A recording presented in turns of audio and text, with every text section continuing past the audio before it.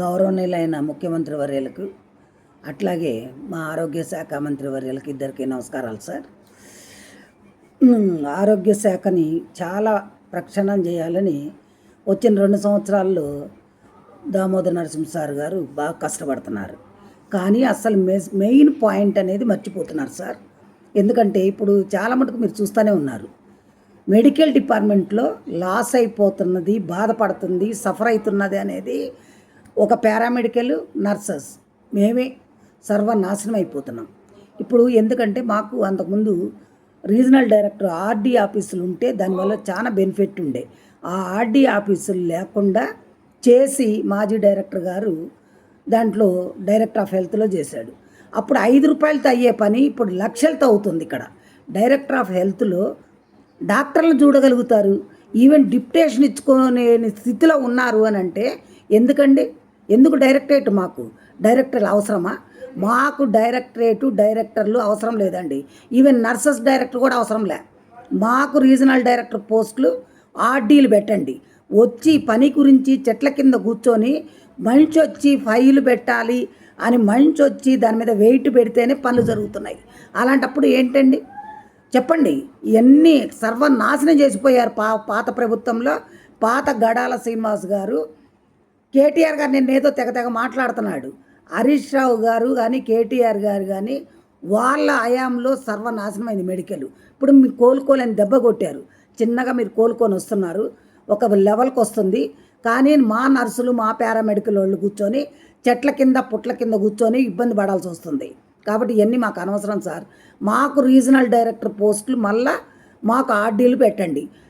7లో పెట్టారు కేటగిరీలు, జోనల్స్. అలాంటప్పుడు వీళ్ళకి మాకు 2 మల్టీ-1 మల్టీ-2 2 పెట్టండి మీరు దయచేసి. మా జోనల్స్ మాకుంటే నర్సులు పారామెడికల్ వాళ్ళందరికీ నుంచి మా వసతులు మాకు అన్నీ జరిగిపోతాయి.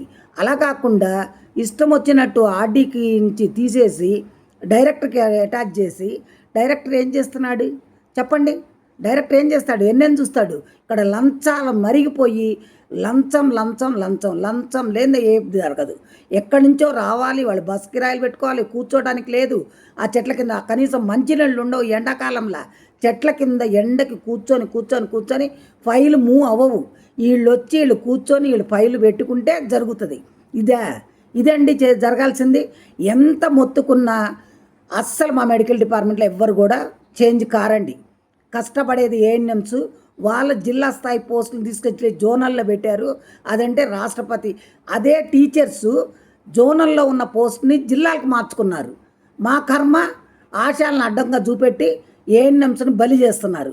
ఏఎన్ఎంస్ అందరూ కూడా కష్టపడి పని చేయబట్టే ఈరోజు మెడికల్ డిపార్ట్మెంట్ ఇంత ఉంది. ఒక నర్స్ అడుగుతుంది, ఆమె నర్సే కాదు, ఆమె ఎందుకు మాట్లాడుతుందని. కానీ బరాబర్ మాట్లాడతా ప్రతి ఒక్కటి కూడా. నేను పారామెడికల్ మాట్లాడతా, నర్సింగ్ మాట్లాడతా. నర్సింగ్ డైరెక్టరేట్లు కదండి కావాల్సింది.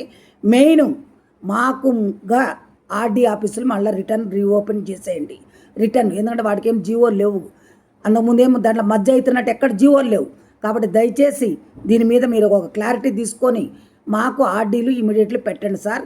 మా కడుపు కొట్టి మాకు లక్షలు అయిపోతున్నాయి అనుకోండి.